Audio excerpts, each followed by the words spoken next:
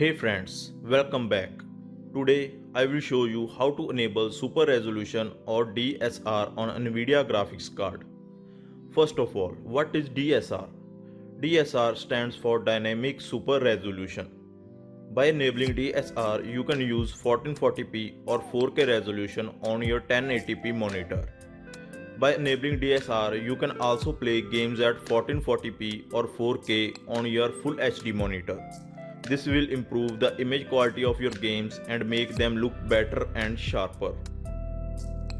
So to enable DSR, press right click and open Nvidia control panel. Now click on manage 3D settings. Here you have to select DSR factors.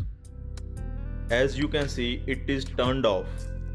So let us see what maximum resolution we can use on this Full HD monitor.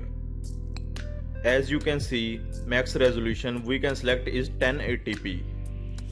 So now we will change DSR settings and see what max resolution we can select after that.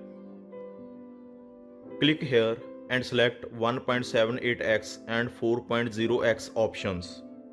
Here 1.78x stands for 1440p resolution and 4.0x stands for 4K resolution. After selecting these two options, press OK and then press apply. Now let us see what max resolution we can select on this Full HD monitor.